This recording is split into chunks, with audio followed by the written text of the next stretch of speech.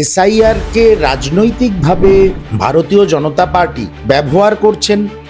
বিহার এবং মহারাষ্ট্র তার আদর্শ উদাহরণ। ক্ষমতা হাতে থাকলে কিভাবে সেটাকে মিসইউজ করতে হয়, এটা নরেন্দ্র মোদী, অমিত শাহ, ভারতীয় জনতা পার্টির থেকে আমাদের শিখতে হবে। নথিপত্র নিয়ে দেখিয়ে দিতে পারবো এই 67 লক্ষের মধ্যে অনেক লক্ষ ভোটার আছে যারা বিজেপিকে ভোট দেয় না, বিজেপি সেটাকে স্টাডি করেছে।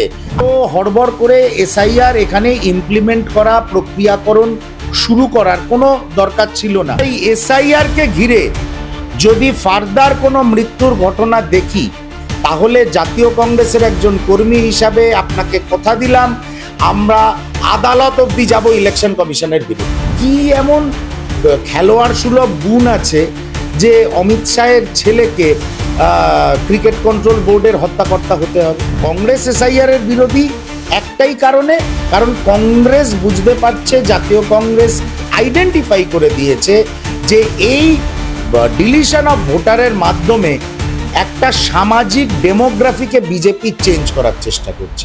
রাজ্যে ইতিমধ্যেই এসআইআর ঘোষণা হয়ে গিয়েছে এবং ইতিমধ্যেই এসআইআর এর প্রক্রিয়াও শুরু হয়ে গিয়েছে। এই মুহূর্তে আমার সঙ্গে রয়েছেন কংগ্রেস মুখপাত্র সুমন রায় চৌধুরী। আমি তার সঙ্গে কথা বলে নেব।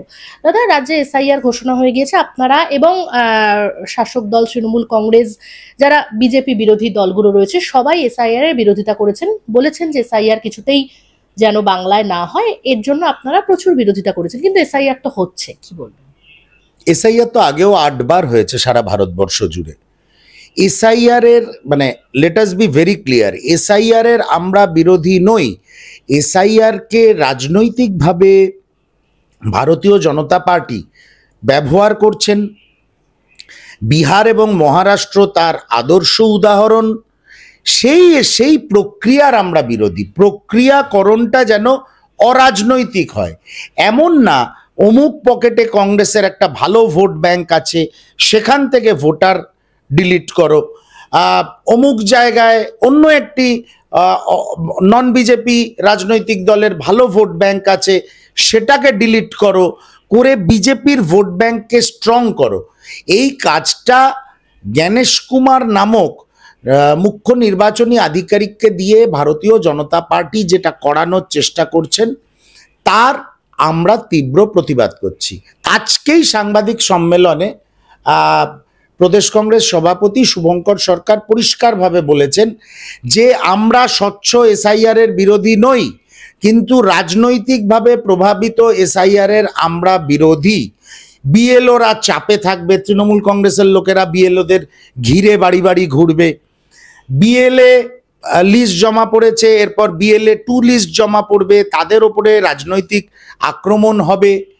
এই যে টোটাল মানে একটা টেরার টাইপ সিচুয়েশন, একটা ফিয়ার সাইকোসিস পুরো সিস্টেমটা ঘিরে তৈরি হয়েছে, এর আমরা বিরোধিতা করছি। আচ্ছা, এই যে অসমে যে ভোট রয়েছে, কিন্তু অসমে হচ্ছে না এসআইআর, একটা কৌশলগতভাবে বলা হচ্ছে তৃণমূল কংগ্রেসের তরফ থেকে যে কৌশলগতভাবে বাদ দেওয়া হয়েছে, তো এটা থেকে আপনি একমত? কারণ কালকে যখন সাংবাদিক সম্মেলন অভিষেক ব্যানার্জি এটাও জানিয়েছেন যে সমস্ত যে বর্ডার এরিয়াগুলো রয়েছে তার মধ্যে একমাত্র বাংলা যেখানে এসআইআর হচ্ছে। আপনার কথা অনুযায়ী, আপনি একটু আগেই বললেন যে, আমি যদি তর্কের খাতিরেও অভিষেক বাবুর কথা ধরে নিই যে বর্ডার এরিয়ার মধ্যে শুধু বাংলায় এসআইআর হচ্ছে আর আসামে কৌশলগতভাবে বাধা দেওয়া হচ্ছে, আমি অভিষেক বাবুকে একটা প্রশ্ন করব, তার মানে আপনি এতে শিলমোহর দিচ্ছেন যে আসামের বিজেপি সরকার অনুপ্রবেশ ঘটিয়ে বর্ডার এরিয়ার পপুলেশনকে ইউজ করে ভোট ব্যাংকে ট্রান্সফর্ম করে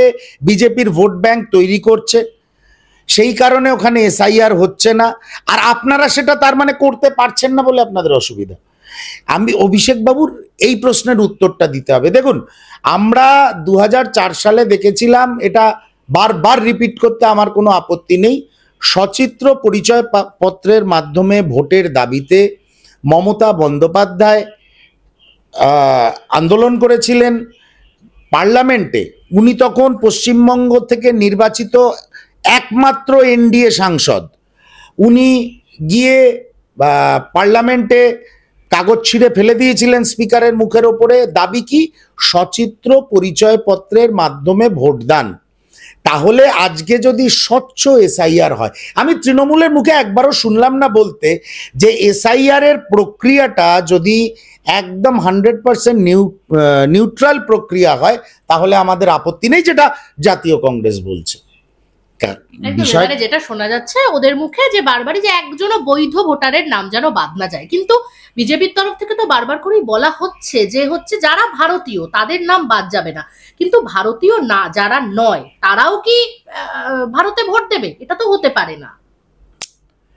আমি অনুপ্রবেশকারীদের এনে নিজের ভোট ব্যাংক শক্ত করব, আকাশ থেকে সন্ধ্যা মুখোপাধ্যায়, দ্বিজেন মুখোপাধ্যায়কে নিয়ে এসে ভোটদান করাবো, ডেড ভোটারদের দিয়ে ভোট দেওয়াবো, অনুপ্রবেশকারীদের দিয়ে ভোট দেওয়াবো, ফলস ডকুমেন্ট বানাবো, তাই তৃণমূল এসআইআর এর বিরোধী, অন্য কোনো কারণ নেই। আর কংগ্রেস এসআইআর এর বিরোধী একটাই কারণে, কারণ কংগ্রেস বুঝতে পারছে, জাতীয় কংগ্রেস আইডেন্টিফাই করে দিয়েছে যে এই ডিলিশন অফ ভোটারের মাধ্যমে একটা সামাজিক ডেমোগ্রাফিকে বিজেপি চেঞ্জ করার চেষ্টা করছে।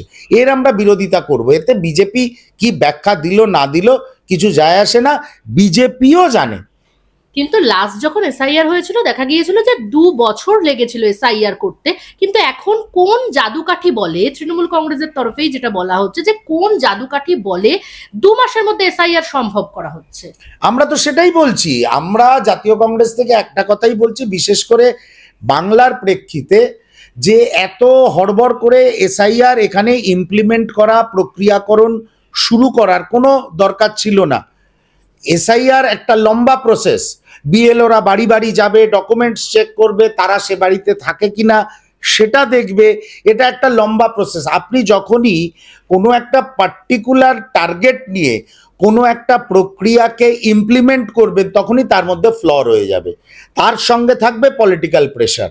তৃণমূল কংগ্রেস যাদের বসিয়েছে অবৈধভাবে, তৃণমূল কংগ্রেসের ভোট ব্যাংক বানিয়েছে, তৃণমূল কংগ্রেস কখনো চাইবে না তাদের নাম ভোটার লিস্ট থেকে ডিলিটেড হোক। কিন্তু জাতীয় কংগ্রেস পরিষ্কার বলছে জেনুইন ভোটাররা ভোটার লিস্টে থাকবে, ডেড ভোটার, অনুপ্রবেশকারী, অন্য রাজ্যে থাকে, এই সব ভোটারদের নাম আমরাও চাই না ভোটার লিস্টে থাকুক। কিন্তু এটা তো বিজেপিরও কথা, বিজেপি তো সেটাই বলছে যে ডেড ভোটার, আপনারা যেটা বলছেন ওদেরও, তাহলে কিসের বিরোধিতা? না না, বিরোধিতার বিষয় না, বিষয়টা হচ্ছে এই যে 67 লক্ষ ভোটারের নাম বিহারে বাদ গেছে, এইটা নিয়ে যদি আপনি ইন ডিটেল স্টাডি করেন বা একটা প্যানেল করেন, নথিপত্র নিয়ে দেখিয়ে দিতে পারবো এই 67 লক্ষের মধ্যে অনেক লক্ষ ভোটার আছে যারা বিজেপিকে ভোট দেয় না, বিজেপি সেটাকে স্টাডি করেছে। আমি বললাম না, ওরা পকেটিং করেছে, এই পকেটটা কংগ্রেসের ভোট, এই পকেটটা আরজেডির ভোট, এরম ভাবে পকেট করে করে সার্ভে করিয়ে করিয়ে ওরা ভোটার লিস্ট থেকে তাদের নাম ডিলিট করিয়েছে। আমরা এই প্রক্রিয়ার বিরোধী, স্বচ্ছ এসআইআর এর বিরোধী কংগ্রেস নয়, আগামী দিনেও থাকবে না, কারণ এই ভারতবর্ষে কংগ্রেস ক্ষমতায় থাকাকালীন এসআইআর হয়েছে, সেই জন্য এসআইআর এর বিরোধিতা আমরা করছি না। আমরা স্বচ্ছ এসআইআর যেটা সময় নিয়ে করা হবে এবং খুব ট্রান্সপারেন্ট ওয়েতে করা হবে, আমরা তার দাবি করছি। একদম। এই যে এনআরসি এবং এই এসআইআর, এই আতঙ্কে পানিহাটিতে যে প্রদীপ করের মৃত্যু, কি বলবেন এটা নিয়ে? আমি প্রথমেই ওই পরিবারকে, ভদ্রলোকের মৃত্যু হয়েছেন তার জন্য সমবেদনা জানাই আমি এবং আমার দলের সভাপতির তরফ থেকে। দেখুন, আপনার বোধহয় নোটবন্দি মনে আছে, ডিমনিটাইজেশন, তারপরে এলো কোভিডের সময়, আমরা বহু লোককে এই নোটবন্দির যে ফিনান্সিয়াল এফেক্ট, এই নোটবন্দির ফিনান্সিয়াল এফেক্টে বহু কল কারখানা বন্ধ হয়ে গেছে, বহু মানুষের মৃত্যু হয়েছে। আমরা এই এসআইআরকে ঘিরে যদি ফার্দার কোনো মৃত্যুর ঘটনা দেখি, তাহলে জাতীয় কংগ্রেসের একজন কর্মী হিসাবে আপনাকে কথা দিলাম, আমরা আদালত অবধি যাব ইলেকশন কমিশনের বিরুদ্ধে। কারণ ইলেকশন কমিশন একটা সাংবিধানিক প্রতিষ্ঠান, তারা এমন কোনো কাজ কোনো দলের হয়ে করতে পারেন না যার থেকে মানুষের প্রাণহানি হবে। দেখুন, গণতান্ত্রিক অধিকার মানে ভোটাধিকার হচ্ছে আমার ডেমোক্রেটিক রাইট, যেমন বেঁচে থাকার আমার অধিকার চাই, খাদ্যের অধিকার, যেগুলো জাতীয় কংগ্রেস এবং ইউপিএ সরকার দিয়ে গেছে, তেমনি এটাও আমার ডেমোক্রেটিক রাইট যে আমি স্বচ্ছ হলে, আমার পরিচয় স্বচ্ছ হলে আমি ভোটার লিস্টে আমার নাম থাকবে এবং আমি সরকার নির্বাচন করার জন্য ভোট দিতে পারবো। সেই জায়গায় যদি বিজেপি হাত দেয় তাহলে গণ আন্দোলনের দিকে এগোবে ভারতবর্ষ, এটুকু আমি দায়িত্ব নিয়ে বললাম। আচ্ছা, গতকালের প্রেস কনফারেন্স থেকে অভিষেক ব্যানার্জি প্রশ্ন তুলেছেন, এই যে জ্ঞানেশ কুমার মুখ্য নির্বাচনী আধিকারিক, তার মেয়ে এবং জামাই পুরস্কৃত হয়েছেন, এবং এই যে কেন্দ্রীয় সরকার যেহেতু কেন্দ্রীয় সরকারের হয়ে কাজ করছে, উনি সেটাও অভিযোগ করেছেন। না, জ্ঞানেশ কুমার কেন্দ্রীয় সরকারের হয়ে কাজ করছে এটা তো খুব পরিষ্কার কথা। অভিষেক বাবু বলুন আর না বলুন, এটা খুব পরিষ্কার কথা। কারণ অনুরাগ সিং ঠাকুর যখন কোনো মন্তব্য করছেন বা অভিযোগ তুলছেন, জ্ঞানেশ কুমারকে বলতে শোনা যাচ্ছে না এফিডেভিট করে জমা দিতে হবে। কিন্তু লোকসভায় বিশ্বের বৃহত্তম গণতন্ত্রের প্রধান বিরোধী দলনেতা কোনো প্রশ্ন তুললে বলা হচ্ছে এফিডেভিটের মাধ্যমে ইলেকশন কমিশনকে জমা দিতে হবে।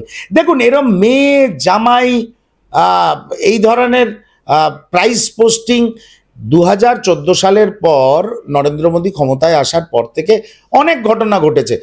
এখন এসআইআর এর আবহাওয়াতে জ্ঞানেশ কুমারের মেয়ে জামাইয়ের বিষয়টা উঠে এসছে। কিন্তু আচ্ছা, আপনি এটা বলুন তো, কি এমন খেলোয়াড় সুলভ গুণ আছে যে অমিত শাহের ছেলেকে ক্রিকেট কন্ট্রোল বোর্ডের হত্যাকর্তা হতে হবে? কি আছে? তা বিষয়টা হচ্ছে ক্ষমতা হাতে থাকলে কিভাবে সেটাকে মিসইউজ করতে হয়, এটা নরেন্দ্র মোদী, অমিত শাহ, ভারতীয় জনতা পার্টির থেকে আমাদের শিখতে হবে। আরো ভালো ভালো খবর দেখতে সাবস্ক্রাইব করুন বাংলা হান্টের ইউটিউব চ্যানেল। বাংলা হান্টের আরো খবর দেখতে নজর রাখুন। বাংলা খবর মানেই বাংলা হান্ট।